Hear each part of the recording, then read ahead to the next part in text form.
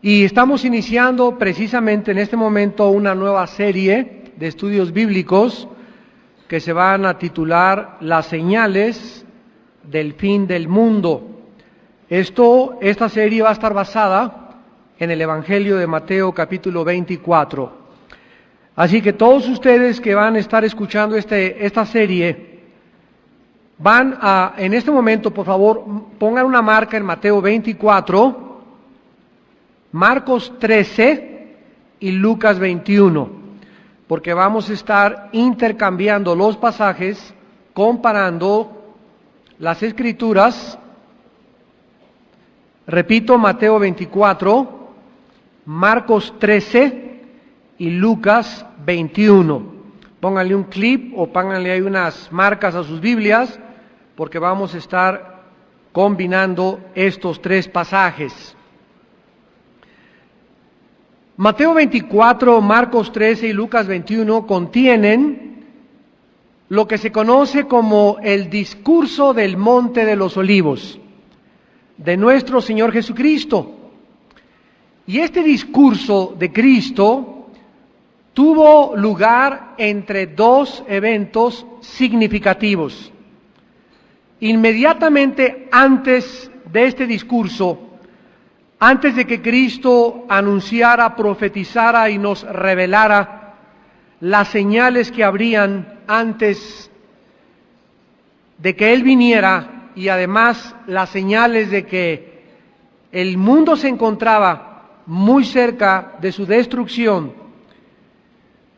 encontramos que Él en el capítulo 23 de Mateo denunció el liderazgo corrompido de Israel.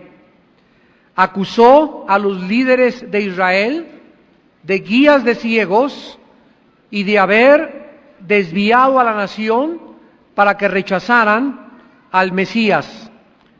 Con estas palabras, en cuanto Cristo les dijo: Jerusalén, Jerusalén, que matas a los profetas, ¿cuántas veces quise como la gallina con sus alas cubrir a los pollitos y ustedes no me hicieron caso? En este momento, Cristo terminaba su ministerio como profeta aquí en la tierra. Llegaba a su final, porque de ahí en adelante el tiempo que le quedó de vida a Jesús lo dedicó exclusivamente a sus discípulos. Inmediatamente después del discurso del Monte de los Olivos, vino la preparación de la Pascua, la primera cena del Señor. Entonces Mateo 24, el discurso del Monte de los Olivos y las señales del fin del mundo estuvieron colocadas entre la denuncia a Israel y entre la cena de la Pascua. Estos dos eventos tuvieron lugar antes de su muerte.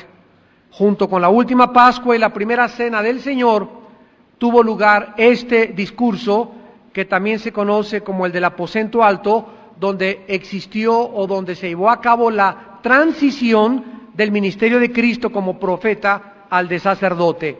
Pero en medio de estos eventos, repito, tiene lugar el discurso de Mateo 24, 25, Marcos 13 y Lucas 21.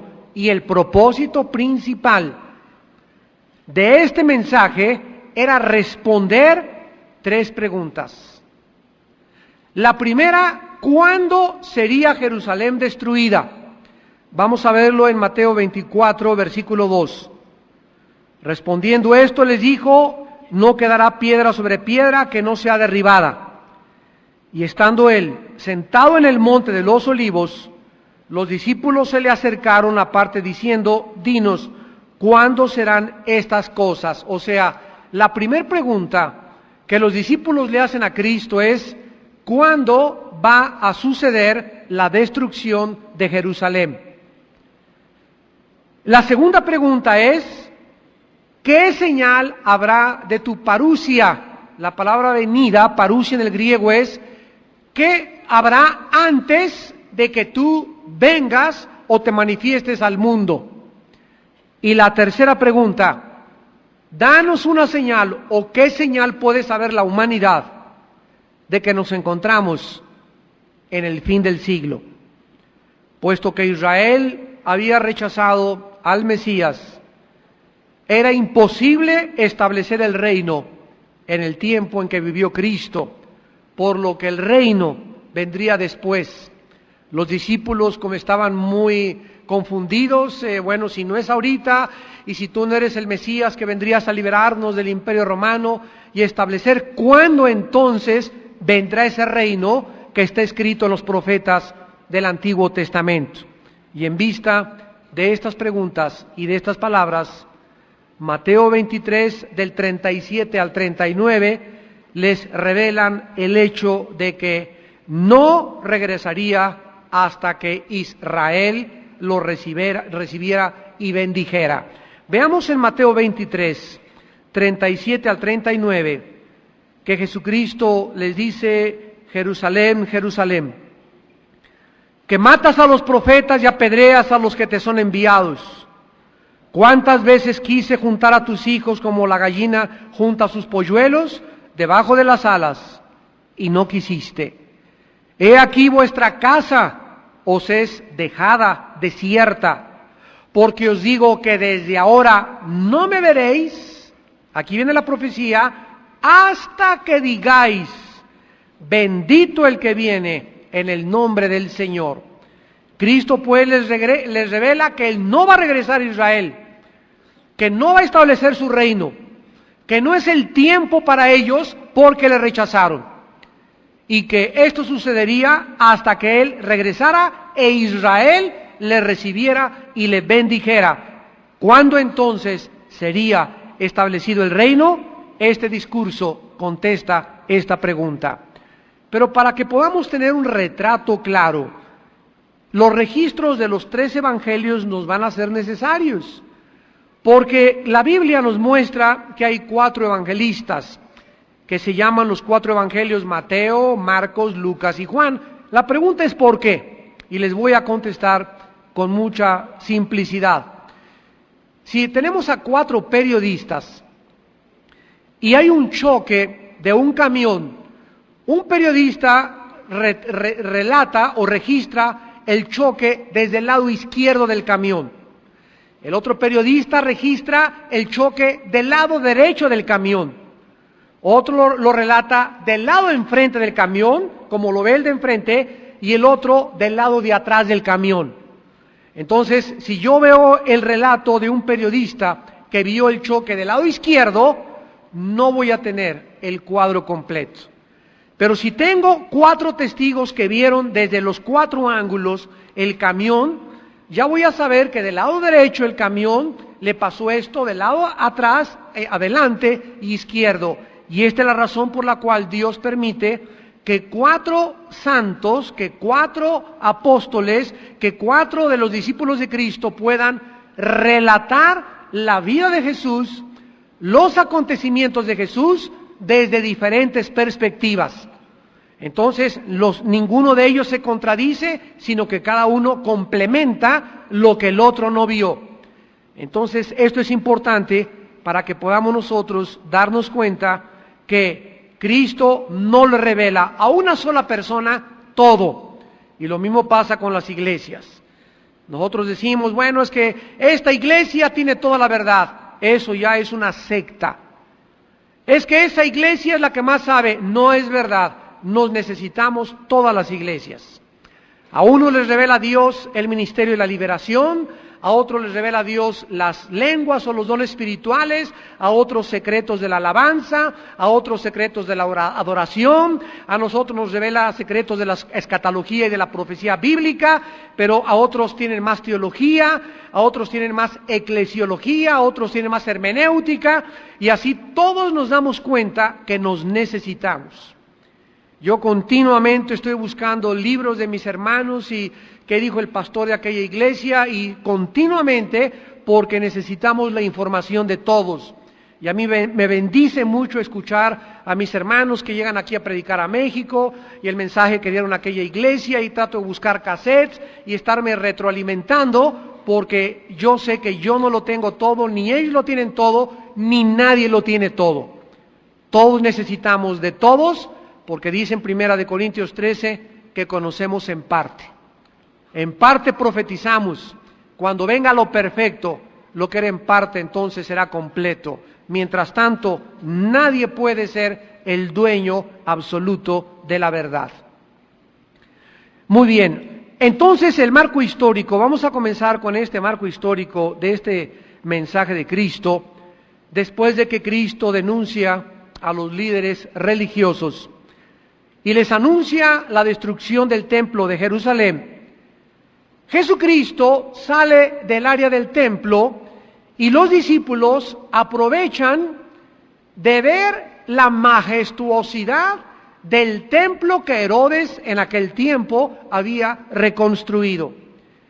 En ese tiempo, los edificios de todos los que estaban ahí, ¿verdad?, estaban terminados, pero no en su totalidad, porque la construcción del templo en los tiempos de Cristo comenzó por Herodes el Grande en el año 20, antes de que Cristo naciera. O sea, cuando Cristo hizo su aparición, el templo ya tenía aproximadamente como 40 años de existencia y fue terminado en el año 64 después de Cristo, o sea, 6 años antes de su destrucción.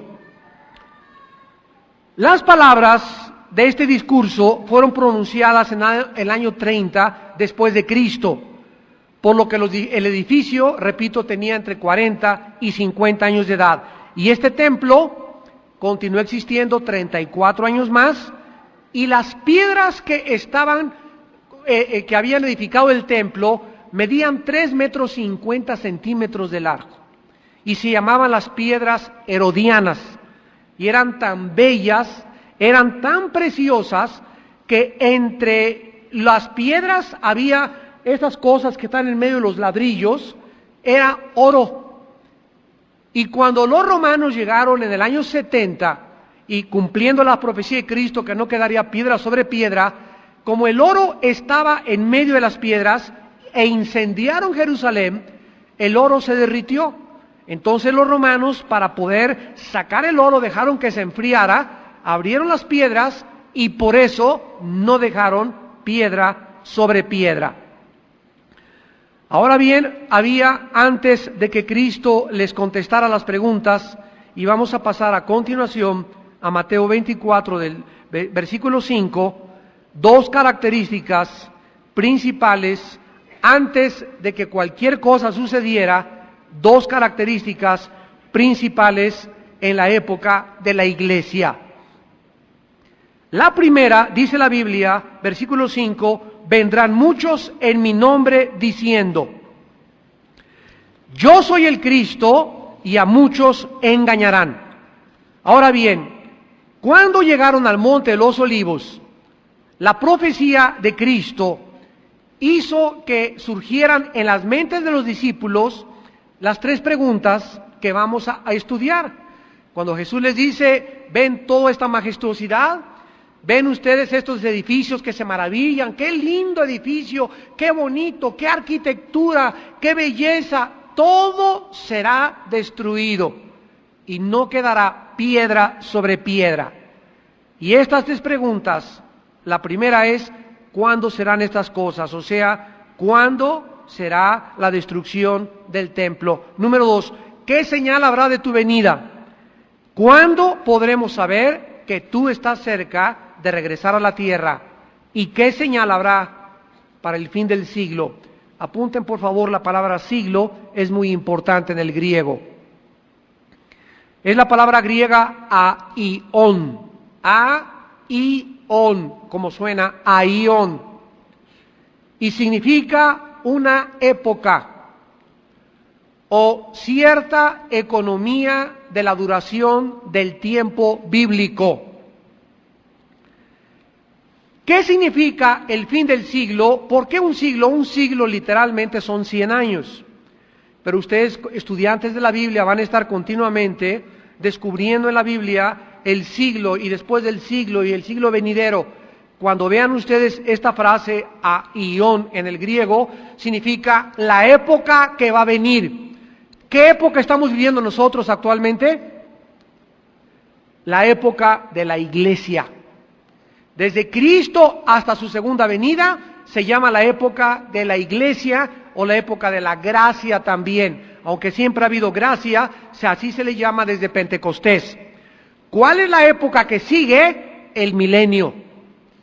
Entonces, el siglo es cuando termine la época de la iglesia hasta la segunda venida de Jesucristo. Se llama este siglo, estos 20 siglos que han pasado desde la venida de Cristo. Ahora pues vamos a ver que al contestar estas preguntas, Cristo les revela las características de la iglesia y en ninguna de estas señales les insinúa que va a llegar el fin. Jesús quería que los discípulos no brincaran a sacar conclusiones por los diferentes eventos, por lo que escoge revelarles las cosas que no significaba que el fin había llegado. Dice Mateo 24, versículo 5, vendrán muchos en mi nombre diciendo, yo soy el Cristo, y a muchos se engañarán. Todos sabemos que Satanás es imitador, falsificador. Yo no puedo, si soy falsificador de dinero, falsificar un billete de 550 pesos. No puedo falsificar un billete de 5,000 pesos. ¿Por qué? Porque no existe un original de 550 pesos ni billetes de 5,000 pesos. Alguien que va a falsificar algo, tiene que falsificar el original. Entonces, lo que se falsifica, la piratería, ¿verdad?, como se llama aquí en México, es algo que ya existe y que es duplicado. Entonces, Satanás nunca, jamás falsifica, ni promueve, ni saca algo que no tenga un original. Cuando Cristo hace su aparición y dice, yo soy el Mesías, muere Cristo y desde Cristo a nuestros días, el diablo trata de levantar hombres y mujeres que se atribuyan a ellos mismos el liderazgo del mundo, la salvación del mundo, la deidad, que son dioses, que tienen los iluminados, etcétera, etcétera. Veamos esta verdad en la primera carta de Juan, capítulo 2. Ya el apóstol, desde los tiempos de Cristo, lo escribió inmediatamente después de que Cristo murió. Dice primera de Juan 2, 18. Hijitos, ya es el último tiempo, y según vosotros oísteis que el anticristo viene, así ahora han surgido muchos anticristos, por esto conocemos que es el último tiempo. ¿Cuándo comenzaron los últimos tiempos? Desde la venida de Cristo. Ahí comenzó la nueva época y terminará con la segunda venida de Cristo. Ya desde que Cristo muere, comienzan a surgir anticristos. Pero noten ustedes que en este versículo Juan primero habla del anticristo en singular. Ustedes oyeron que el anticristo viene.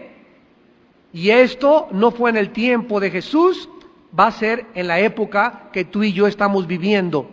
Es en estos tiempos cuando el anticristo va a hacer su aparición en Europa y en el Medio Oriente. Pero dice Juan, así ahora han surgido muchos anticristos. O sea que, cuando Cristo hace su aparición en el escenario mundial, ¿quién vino antes de Cristo? Juan el Bautista. Aparece Juan y le prepara, le pavimenta el camino a Cristo, para que cuando Cristo entre al escenario del ministerio terrenal, Juan ya había preparado con 6 meses de anticipación los corazones de la gente, para que cuando Cristo predicara, su palabra no cayera ya en tierra dura. Juan fue como un labrador que metió el surco y comenzó a romper la tierra, y Cristo venía atrás como el sembrador aventando la semilla. Juan le prepara el terreno y Cristo siembra en corazones sensibles. Y así pasa con el diablo también. Antes de que el anticristo surja, va a haber preparación del camino del anticristo. ¿Quiénes le están preparando el camino al anticristo? Los anticristos. ¿Quiénes son los anticristos? Apúntenlo, por favor. La palabra anticristo tiene dos significados. Anti significa dos cosas. La primera, en el lugar de. En el lugar de. Esto nos habla de sustitución. O sea, anticristo es una persona que trata de ocupar el lugar del verdadero Cristo. Y en segundo lugar significa en contra de Cristo. Entonces el prefijo anti significa en el lugar de y en contra de. El anticristo va a ocupar el lugar de Cristo, va a tratar de sustituir al anticristo, va a tratar de actuar como un Mesías y además va a estar en contra de ese Mesías. Ahora, en Primera de Juan 4, se nos menciona otra vez el espíritu del anticristo y observen lo que el Espíritu Santo nos revela. Versículo 3, Primera de Juan 4:3. Todo espíritu que no confiesa que Jesucristo ha venido en carne no es de Dios. Y este es el espíritu del anticristo, el cual vosotros habéis oído que viene y que ahora ya está en el mundo. ¿Cómo podemos nosotros saber de todas estas personas que se levantan quién es realmente el verdadero Mesías? Las personas que se levanten y se proclamen a sí mismos salvadores, iluminados, gurús o dirigentes espirituales y nieguen que Cristo es Dios que vino en carne y que nació virginalmente, este es el espíritu del anticristo. O sea que el espíritu del anticristo ataca principalmente el nacimiento virginal de Jesús. Porque si Cristo no nació de una virgen, si Cristo no entró a este mundo milagrosa y sobrenaturalmente, sin tener nada que ver con la sangre humana, no podía ser nuestro Redentor.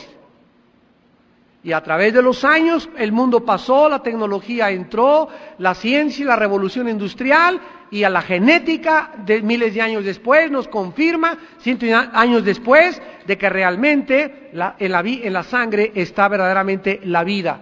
Y cuando Cristo nace, la Virgen María, María no podía tener relaciones con José, José no podía poner su esperma, ni la fertilización en el óvulo de María podía llevarse a través del esperma de José, porque la ovulación o la fertilización tenía que ser llevada a través del Espíritu de Dios.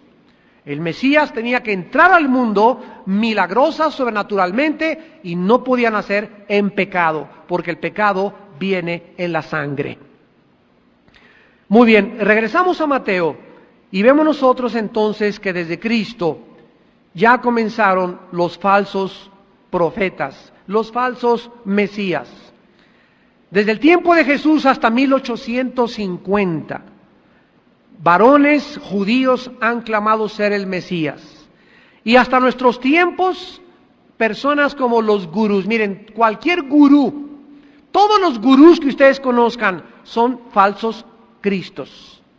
La palabra Cristo, recuerda, significa ungido.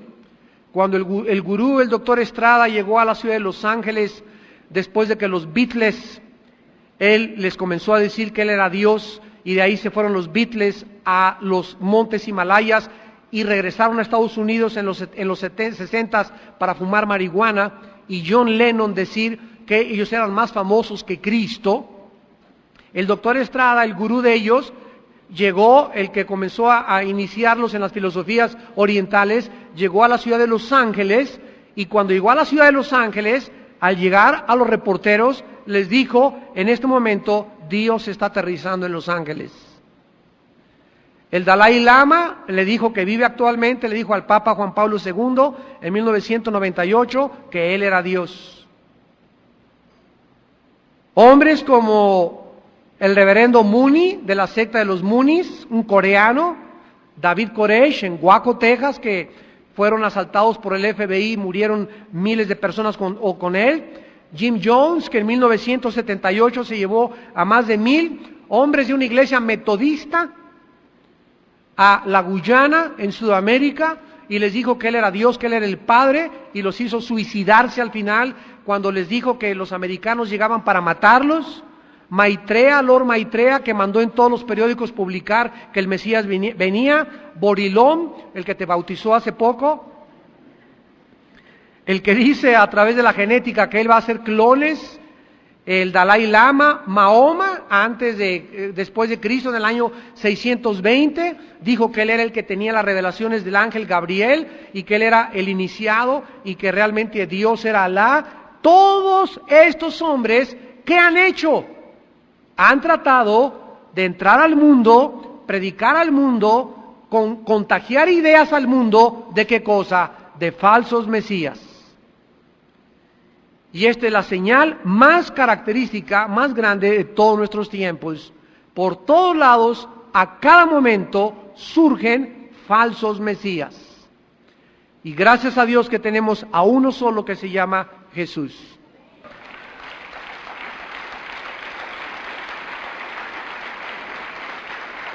Ahora, en Mateo 24:6, vemos la segunda característica que Cristo menciona. Y repito, estas dos características les indicaba que no habían todavía llegado al fin del mundo, sino que estábamos cerca. Y estas dos características son los falsos cristos y, en segundo lugar, las guerras. Versículo 6, Mateo 24:6. Y oiréis de guerras y rumores de guerras. Escuchen, hasta 1914. Hasta 1914. Jamás el mundo, desde los tiempos de Cristo, se había encontrado una conflagración internacional bélica. Fue en 1914 cuando la Primera Guerra Mundial involucró a la mayor parte de las naciones del mundo, que tuvo su inicio en lo que ahorita, en la guerra reciente que se acaba de oír de los Balcanes, en el área de Grecia, Macedonia, junto al mar Egeo. Y después, en 1945, terminó, después de 6 años, la Segunda Guerra Mundial, que involucró a la mayor parte de las naciones del mundo. ¿Por qué se llevó a cabo la Segunda Guerra Mundial? Porque un hombre llamado Adolfo Hitler engañó a Inglaterra diciéndole que no tenía armas, que no iba a pelear contra nadie, que no le iba a hacer daño a nadie, y al año siguiente invadió Polonia y Varsovia y Austria. Y entonces incendió a Europa en la Segunda Guerra Mundial. ¿Y qué iba a hacer los ingleses, los americanos y todas las demás naciones? ¿Quedarse con las manos cruzadas?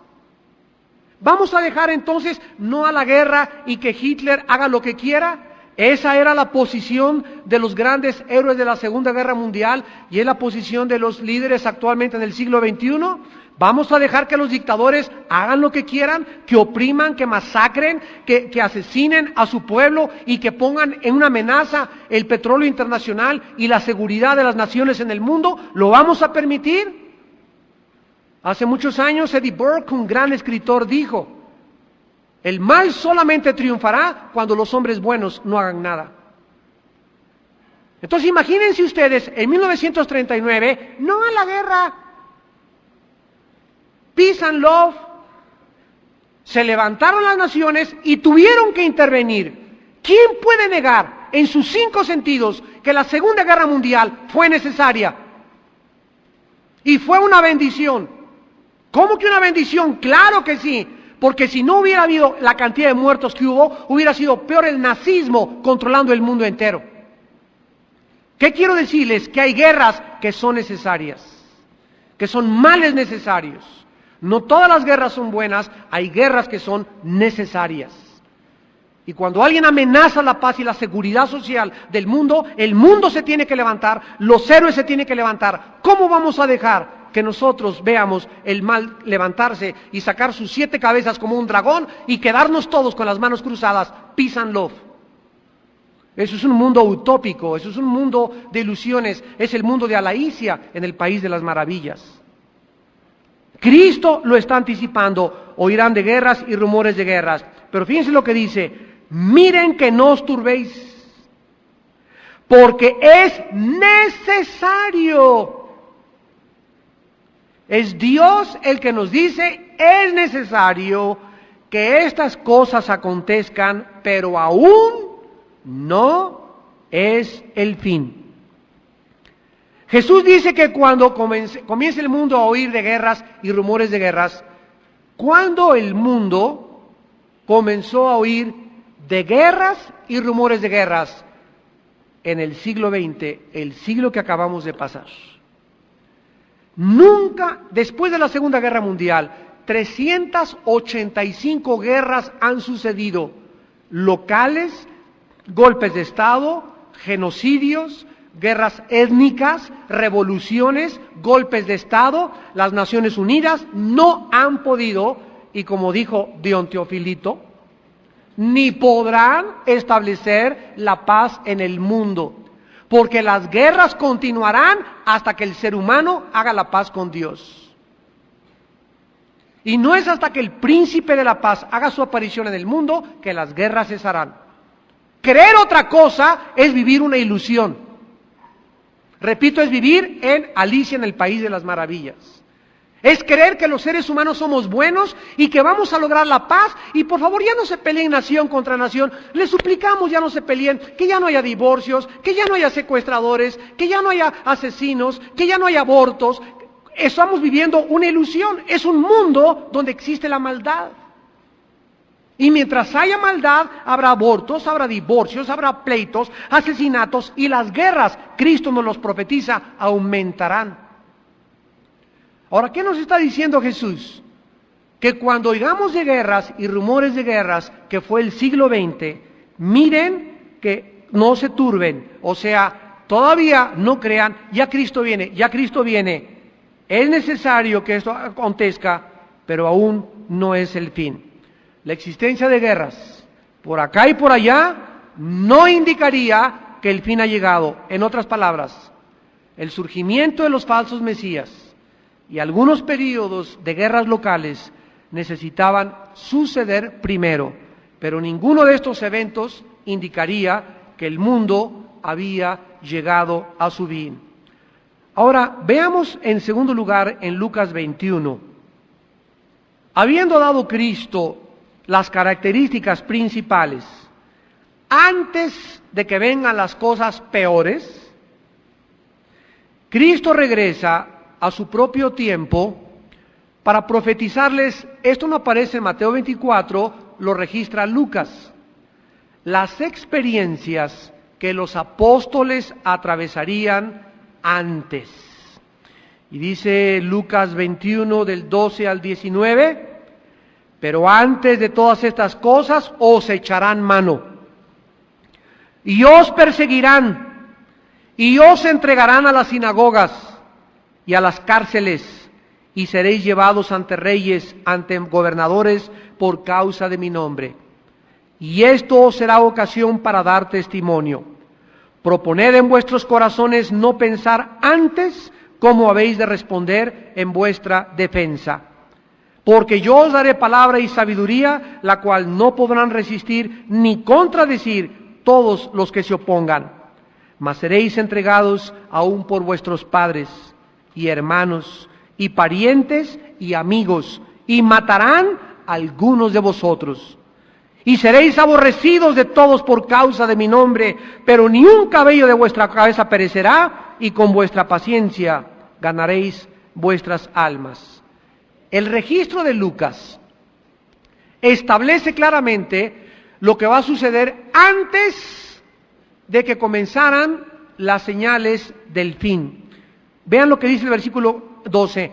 Pero antes de todas estas cosas, ¿de cuáles cosas? Las que después Cristo va a comenzar a narrar.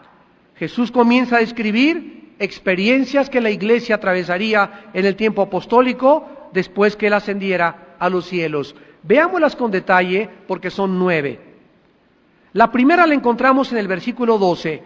Antes de estas cosas os echarán mano y os perseguirán y os entregarán a las sinagogas. Número 1. Cristo les anuncia a los apóstoles que ellos iban a ser perseguidos por los judíos, que los iban a perseguir y que los iban a entregar en las mismas sinagogas. ¿Cómo sabemos que fue el tiempo apostólico? Porque la sinagoga pertenece, la palabra sinagoga en el griego significa lugar de asamblea. Y Cristo es muy cuidadoso en mencionar sinagogas e iglesia, que son dos significados diferentes. Entonces vemos que los judíos iban a entregar a sus hermanos mismos, judíos, como lo vemos en Hechos 4, en Hechos 1, donde los judíos, los fariseos, los religiosos, persiguieron, los encarcelaron, los golpearon, los crucificaron, los echaron al Coliseo romano, abogaron para que hubiera persecución contra ellos y se cumplió lo que Cristo les dijo. En segundo lugar, dice el versículo 12, y seréis llevados ante reyes y gobernadores por causa de mi nombre. El apóstol Pablo apeló ir a Roma, al César, para poder testificarle. Le habló a Agripa, le habló a Herodes, pudieron darle testimonio a los gobernantes por causa del nombre de Cristo. En tercer lugar, versículo 13, y esto os será ocasión para dar testimonio. En tercer lugar, los perseguirían, pero la persecución la usa Dios para testificar. La usarían para poder testificar. Dios usa todo. ¿Se acuerdan en Filipenses? Pablo en la cárcel, desde la cárcel mandó la carta a los filipenses. Y los hermanos, ¡ay, Pablito! Señor, tan buen hombre que es Pablo, tu apóstol, tan lindo que es, Señor, pues no que tienes todo poder tú. ¿Por qué está en la cárcel? ¿Por qué no lo sacan de la cárcel? Si él es más útil afuera. Y toda la gente estaba de la iglesia porque Dios, no entendían el camino de Dios ni los pensamientos de Dios. Y Pablo les escribe a los filipenses y les dice, quiero decirles que mis prisiones han redundado para el bien del Evangelio. Porque aquí le estoy hablando a los soldados en la cárcel y al celador, al pitirijas, al tuercas y al cachirulo. Y aquí estoy ganando soldados para Cristo y a los guardias romanos para Cristo. Dios convierte todas las cosas para nuestro bien. Dios está al control de todo. Nunca te hagas la víctima ni el sufrido. Ay, mi esposo, si tuviera tu esposo sería mejor. Tu esposo es que no lo has podido entender, es el instrumento para que madures, para que te fortalezcas, para que empujes más, y si no lo haces, Dios te deja. A lo mejor tu esposo no se convierte y te entierra tu esposo en el jardín.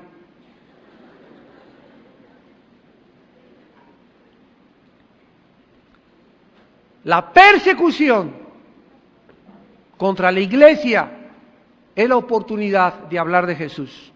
En cuarto lugar, proclamarían el Evangelio.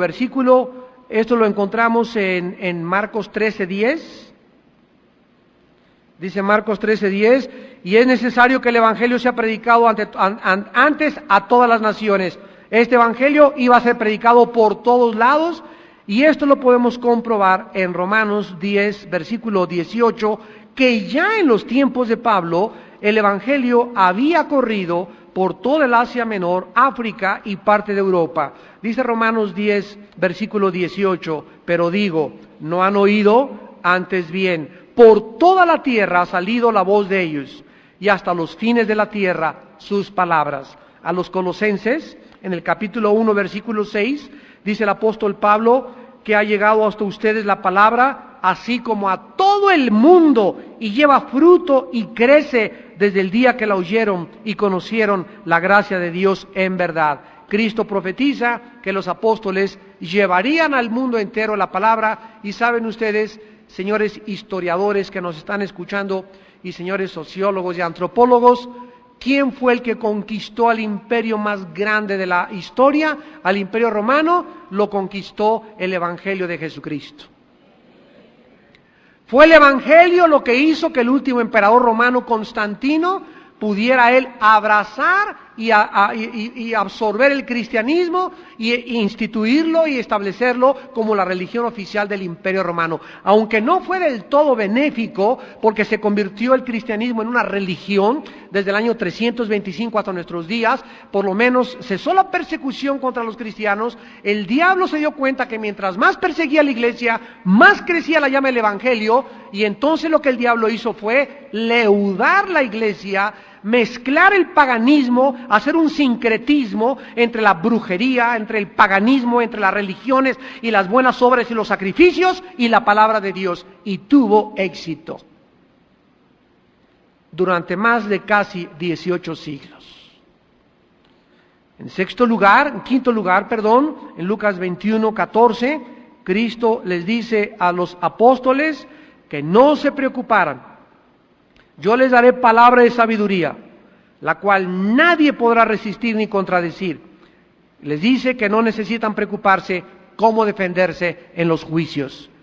En el momento en que alguien te hable, ay hermano, ¿qué le voy a decir a mi esposo? Ay hermano, ¿qué le voy a decir a mi maestro que mañana me van a preguntar de la evolución? Y me van a preguntar mañana de la guerra. No te preocupes, en ese momento lo que has de decir, en ese momento Dios te dará sabiduría.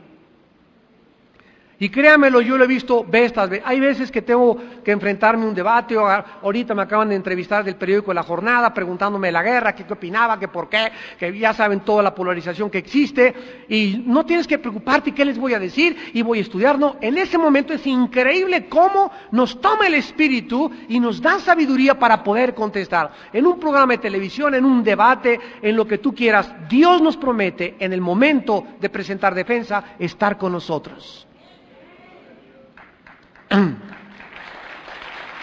Gloria a Dios.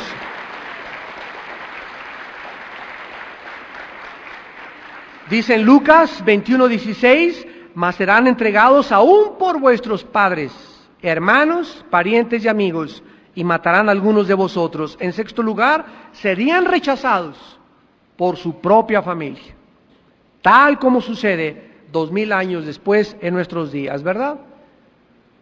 Dice en segunda de Timoteo 3 que el carácter de los hombres se deteriorará al grado que habrá hombres amadores de sí mismos, vanagloriosos, sin afecto natural.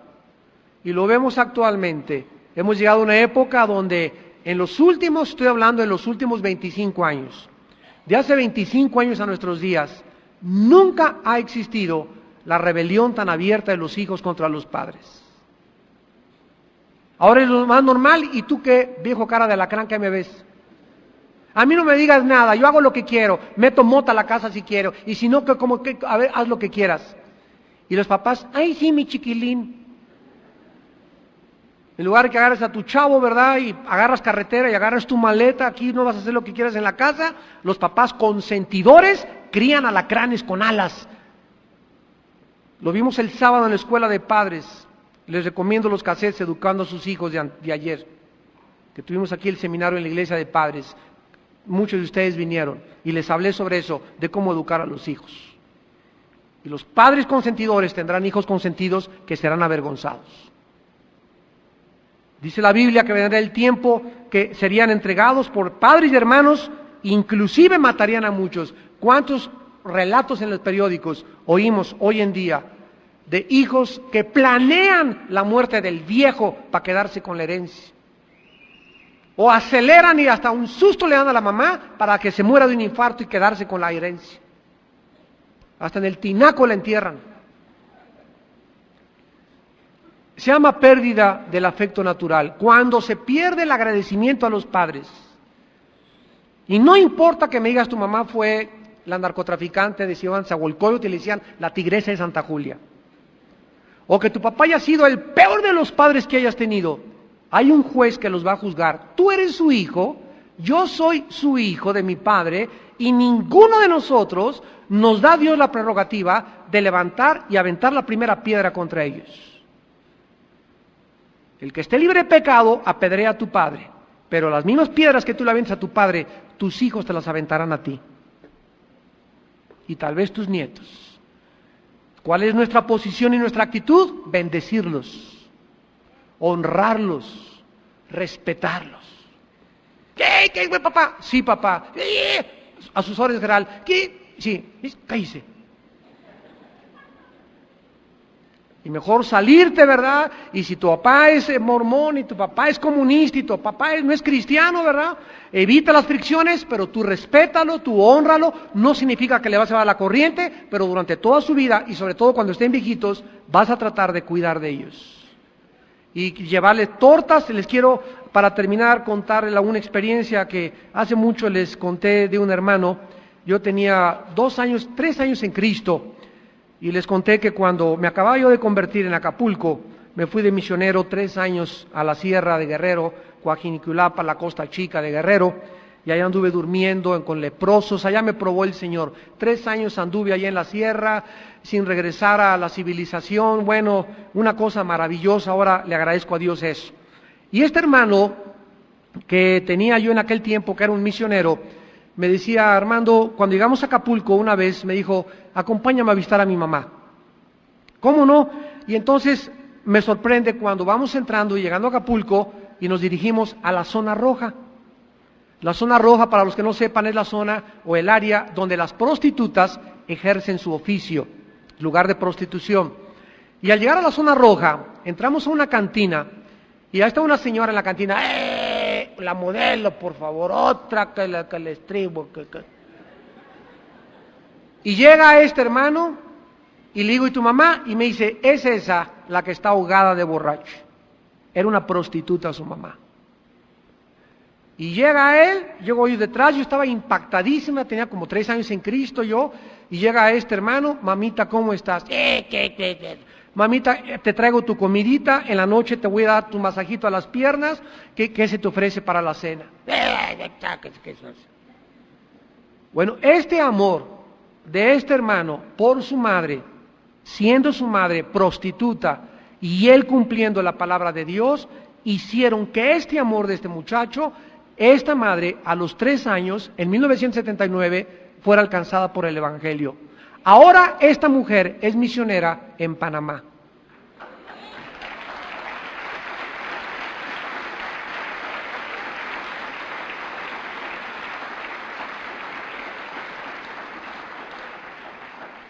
El amor de Dios por una madre.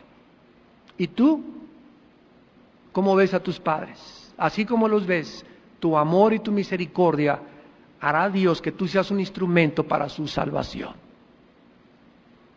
Y Dios nos dice, ¿y nosotros qué éramos antes de cristianos? Ninguno de nosotros fue llamado San Martín de Porres antes. Todos dicen, Tito capítulo 3, éramos aborrecibles, parranderos, borrachos, jugadores, drogos, hipócritas, mentirosos, perjuros, adúlteros. Y tú te atreves a juzgar a tus padres. Honra a tu padre y a tu madre, Efesios capítulo 6, para que te vaya bien en la vida.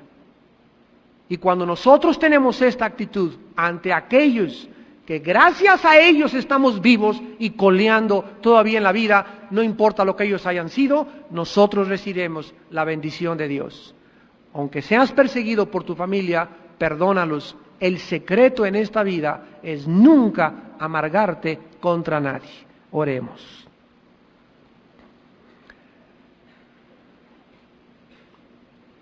Dinos, Señor, cuándo sucederán estas cosas, la destrucción de Jerusalén. Dinos también, Señor, cuándo vienes. Y dinos si hay señales de que nos encontramos al fin de nuestra época. Y Jesucristo les contesta las 3 preguntas y las tenemos delante de nosotros para que sepamos a través de estos estudios que nos encontramos al final de nuestra época. Gracias, Señor. Gracias, Señor, porque podemos ahora ya discernir y reconocer al estudiar tus escrituras que tenemos pocos meses o años delante de nosotros. Hermanos amados, estad firmes y constantes en la obra del Señor, sabiendo que vuestro trabajo en Él no es en vano. No desmayéis ni os desaniméis, guardad paciencia hasta el final, porque el que ha de venir vendrá y traerá su galardón para recompensar a cada quien según sus obras.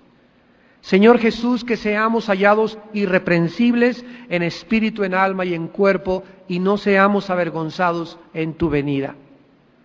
Gracias, Padre, porque ahora, después de las guerras y rumores de guerras del siglo XX, el mundo ya está entrando a otra fase, donde ahora volteas nuestros ojos al Medio Oriente.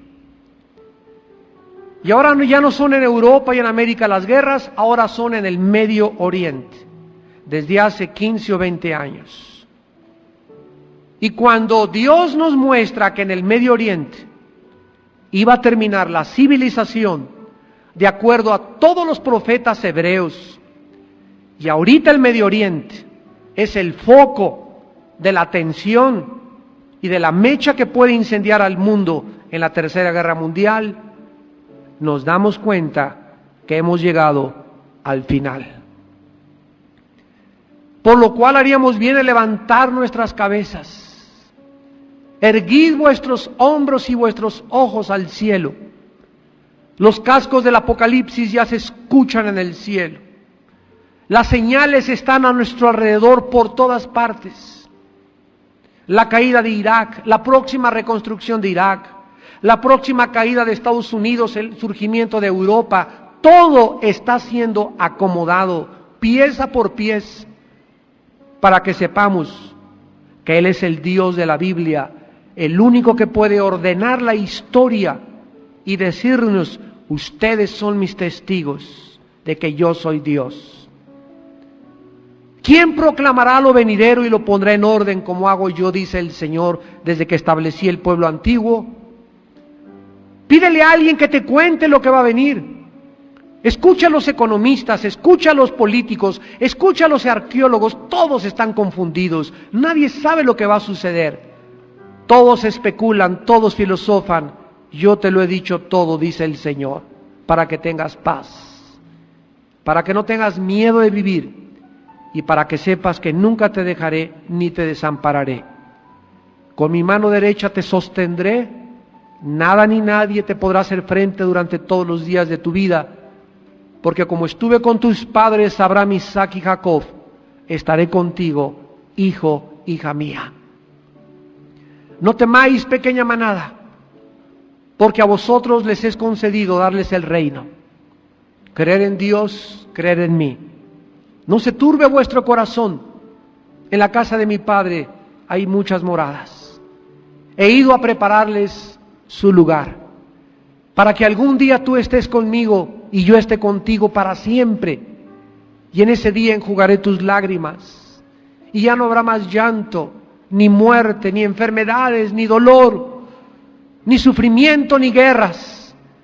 Los hombres voltearán y convertirán las armas en azadones de labranza, y cesarán los conflictos internacionales, porque el príncipe de la paz reinará desde Jerusalén y desde el monte Sión, por los siglos de los siglos. Eterno será su reino.